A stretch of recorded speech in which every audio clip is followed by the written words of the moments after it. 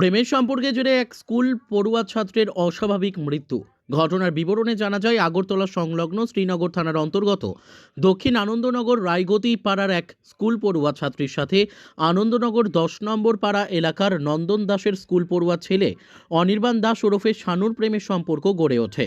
দীর্ঘ 1 বছর ধরে তাদের প্রেমের সম্পর্ক চলে আসছিল, কিন্তু পরে মেয়েটির পরিবারের লোকজন তাকে অন্যত্র বিয়ে দেওয়ার জন্য পাত্র খোঁজাখুঁজি শুরু করে। সেই খবর পেয়ে প্রেমিক অনির্বাণ দাস তার প্রেমিকার বাড়িতে গিয়ে প্রেমিকার মা বাবাকে তাদের 1 বছরের প্রেমের সম্পর্ক জানায় এবং তার সাথে বিয়ে দেওয়ার অনুরোধ জানান। কিন্তু প্রেমিকার বাড়ির লোকজন অনির্বাণের সাথে বিয়ে দিতে অস্বীকার করে।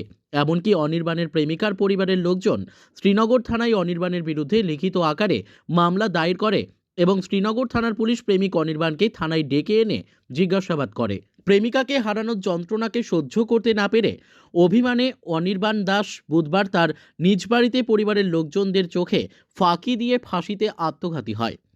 পরে নিজ ঘরে অনির্বাণের ঝুলন্ত মৃতদেহ দেখতে পেয়ে তার পরিবারের লোকজন চিৎকার শুরু করে এবং আশেপাশের বাড়িঘরের লোকজন ছুটে আসেন। খবর দেওয়া হয় শ্রীনগর থানায়। পরে শ্রীনগর থানার পুলিশ ঘটনাস্থলে ছুটে এসে অনির্বাণ দাসের মৃতদেহ উদ্ধার করে ময়না তদন্তের জন্য হাসপাতালের মর্গে পাঠিয়ে দেয়। এদিকে এই ঘটনায় মৃত অনির্বাণ দাসের পরিবারের লোকজন মেয়েটির পরিবারের লোকজনদেরকে বিরুদ্ধে শ্রীনগর থানায় লিখিত আকারে মামলা দায়ের করেন। তাদের অভিযোগ, মেয়েটির পরিবারের লোকজনদের জন্যই আজ অনির্বাণ দাস আত্মহত্যার পথ বেছে নিয়েছে।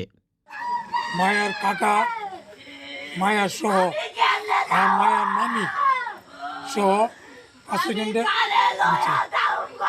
তারা কি এই ঘটনার সাথে জড়িত আছে? মায়ের মামি, মায়ের বাপ, মায়ের কাকা, মায়ের ভাই এবং মায়া। Bureau report, news daily Bharat.